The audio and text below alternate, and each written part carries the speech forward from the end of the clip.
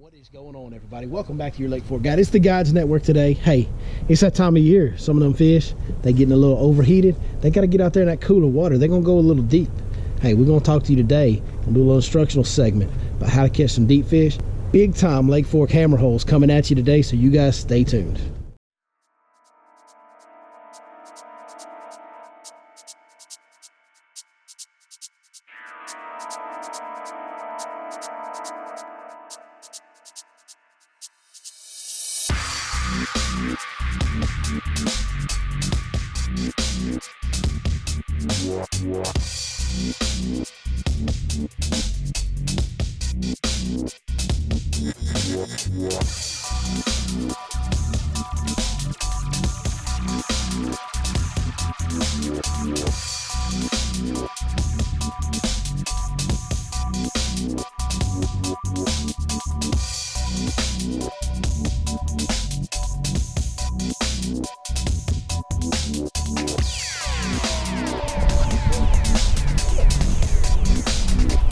Different bank. We're offshore. Look what we found. How'd you catch that fish, Lake Fork Guide? I don't know. I got lost out here in the middle of the lake and just got lucky, I guess. That's a good one right there out here. This is pretty good. Little structure fishing on Lake Fork.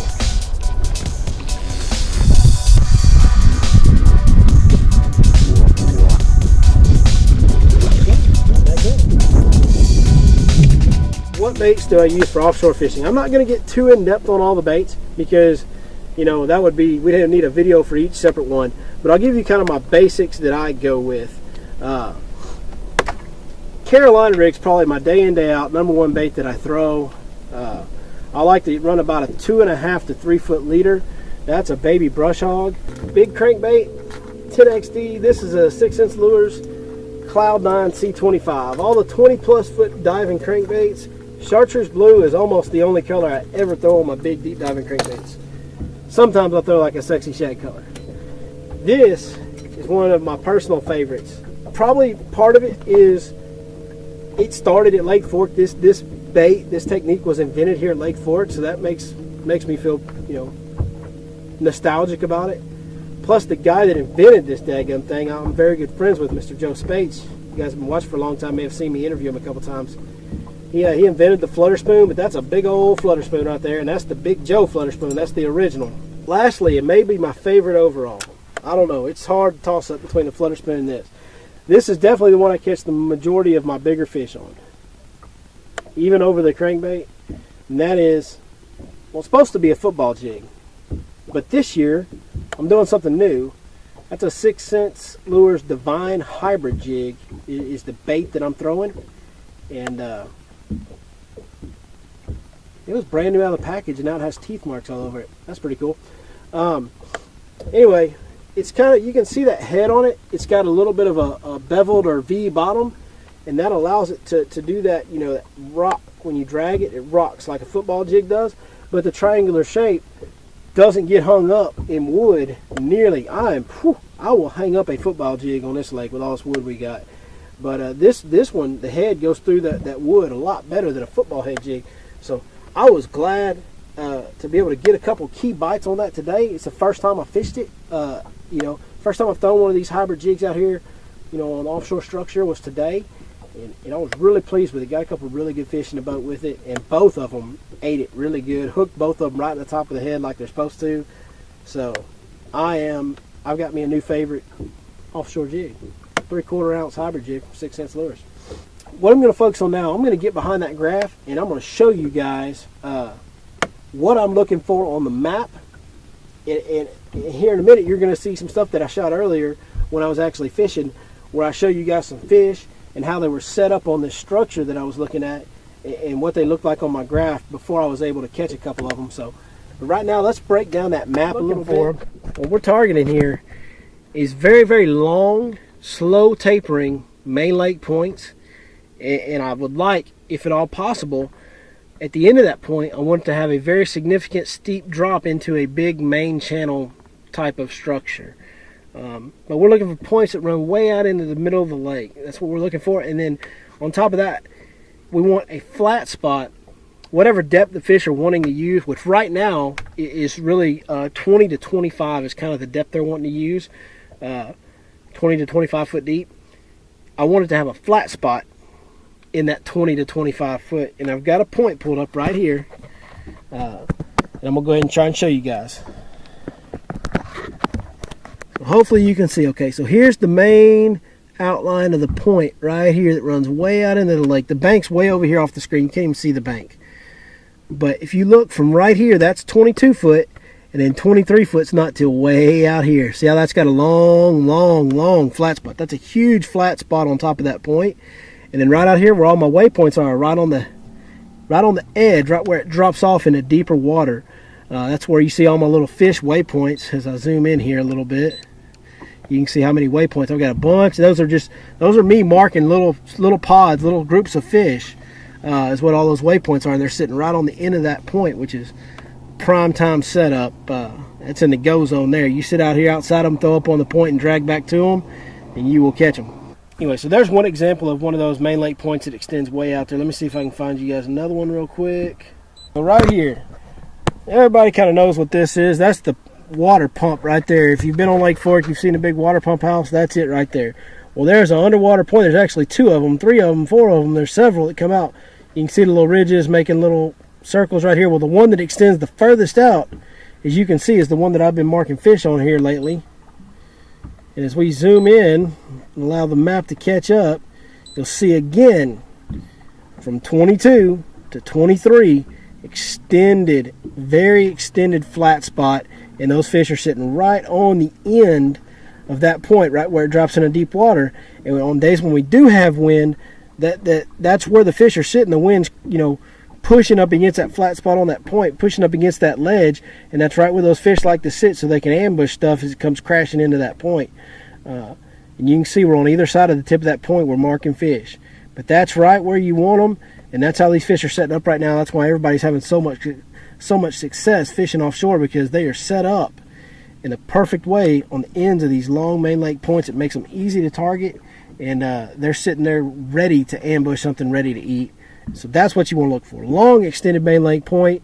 You can see how I zigzagged across it, graphing it, and then mark your schools of fish. And then what you want to do is, depending on the wind direction, sit outside of them, throw up on top of that point, and drag back to them. You will catch fish doing that, guys. You'll see exactly what I'm focused on is this flat spot out here. Okay, that's a good flat spot on the end of a point.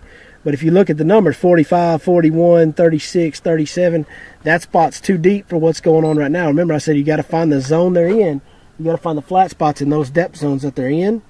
And right now they're wanting to be in 20 to 25. So we go up here and we look, see what we got. Hey, look, 24, 23, 22, 25. So look, I went across the tip of this point where it extends out. Now remember, there's really shallow water right here in this corner. But this is at the end of a mile or 2 long point. I mean, this thing runs for miles out into the lake, and this is at the very tip end of it. And right there, you can kind of see I marked some fish on a flat spot, and we caught some fish off that point today. One of the fish on camera today came off that spot right there. So that's where, and you can kind of see where I was fishing, where the lines get real squiggly. I was throwing up on top of that point and dragging back to my boat. Hey, throwing across them, dragging back to them, sitting right on the tip end of super long extended main lake points. Well, there you go, guys. That is an in-depth breakdown of the exact kind of structure that I'm looking for. I'm not saying you can't catch them on road beds and pond dams and humps and all that good stuff, but right now the fish seem to be set up in 20 to 25 foot of water, and when they're coming out from this spawning cycle and their post-spawn fish, they always seem to stop on the end of those longest main lake points. That's kind of where they seem to stop before they go out there and get suspended in the summertime and all that stuff. So the whole rest of the month of May, really all of June, you'll have fish set up on these spots like this. That depth may change. They may climb on up into 15 to 20 foot. They may drop down to 25 to 30 foot. But somewhere out on that long, slow tapering point, there's going to be some schools of fish that are ready to eat and there for the taking. So if you guys want to learn how to fish deep, right now is a great time to go out and teach yourself. And watch this video. Take the tips that we've tried to share with you here. Hopefully they can help you some. And I bet you that if you guys will really pay attention to what I'm fixing to show you right now on these electronics, and you see that on your graph on one of these spots that we're telling you to go look at, I bet you that you will catch some really nice fish just like we did today. So hey, check this out real quick. I'm going to show you guys a couple clips of the graph and what we were looking at when we were catching these fish. Go ahead and show you a couple fish catches as well. All right, so I'm graphing a point. I'm zigzagging back and forth across, and as I come across the crest of the point, I see this here. So this is a school of bass. They're pretty small bass. They're probably 2 to 3 pounders, but good bass, and it's a whole school of them. They're sitting right on the crest of the point, as you guys can see, in about 21, 22 feet of water at the top, and it slopes off to the sides. But right out to the side of that point, as it starts to slope down, you guys can see all these bait fish right here.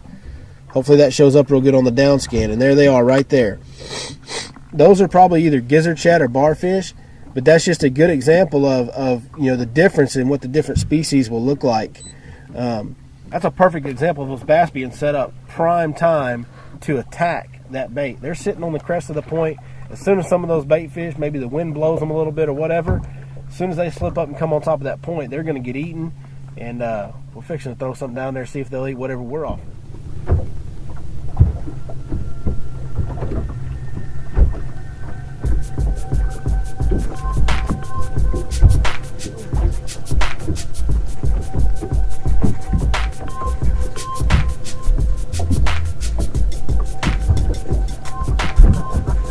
Boys, we got us a good one. I'm talking about a good one. Stay down, baby. Stay down. Oh, yeah. Get up in here, big boy.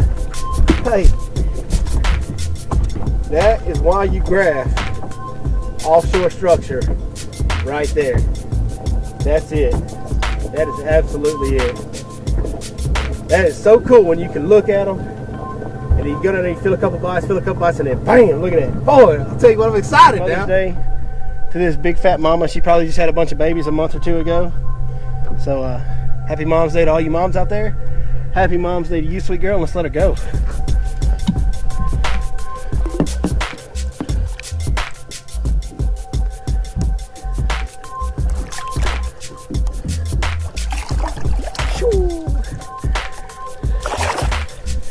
Man, I love Lake Fork.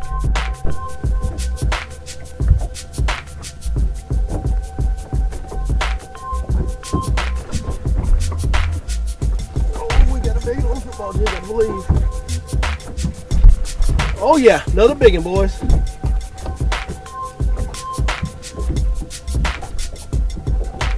Stay.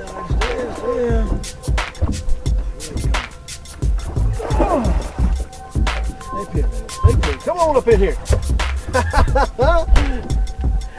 We done called her twin sister. How about that?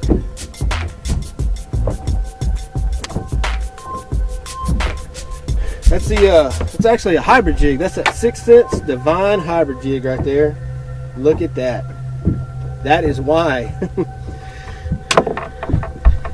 That is why we graph offshore structure in the post pond right there. I mean, we've caught 2 fish probably in here. We're biting kind of slow. We've probably been here 20 to 30 minutes. But hey, 20 to 30 minutes for 2 fish like that, that ain't bad, dog. That ain't bad. Alright, that right there, guys, is a good example of what I'm talking about when I say I want to see that green in there. See that one big arch with green in it. And if you look over here, even at these, they have green in them as well. And they're glued right to the bottom.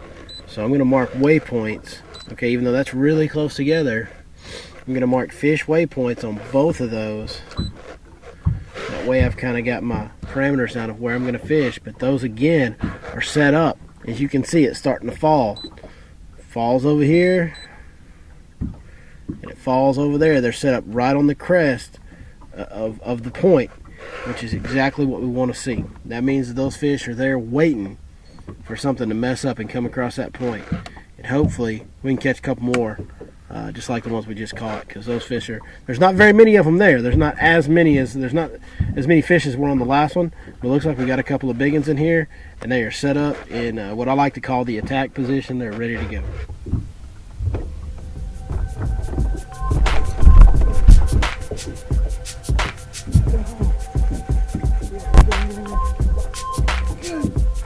What's happening here? I don't know. He had something slacking around. I couldn't get that thing. A lot of line out. I got a football jig fish. I don't know what's going on. It's chaos. There's too much line out. He must have been running towards me. That's a good fish. Oh God, he's got it eaten. He's got that old jig choked, boy. What is going on here? Come here, you big old sucker. Give me your mouth. Give me your mouth. Oh. That's a good one. Look at that. Divine hybrid jig, 6 cents lures right there. Y'all see that? That's how they do it. Man, he bit that thing and started coming right towards me. And I tried to set the hook and I got like no weight. And I just kept reeling, it kept getting heavier. It was so weird. Man, sometimes I'm really terrible at this fishing thing. There you go. Another offshore structure fish. Saw that fish on the graph. Put that old jig down there in their face. Bye out. That's what happened. One more again. Big one. There we go.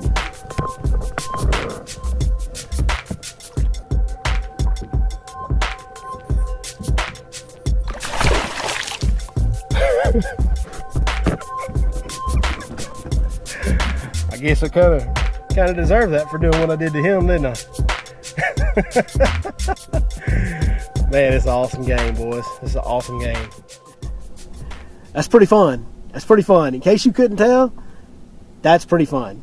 So get out there, take advantage of it, learn. If you've got these high-tech electronics, don't waste your money. They are some of the handiest tools that you could ever imagine. They will not lie to you once you got, once you know what you're looking at. Hopefully this video helped you with that. Once you know what you're looking at, man, they do not tell a story. If that graph tells you it's Christmas, you better go buy some presents, buddy. I'm telling you. And we'll see you guys, if nothing else, next time right here on your Lake Fork Guide.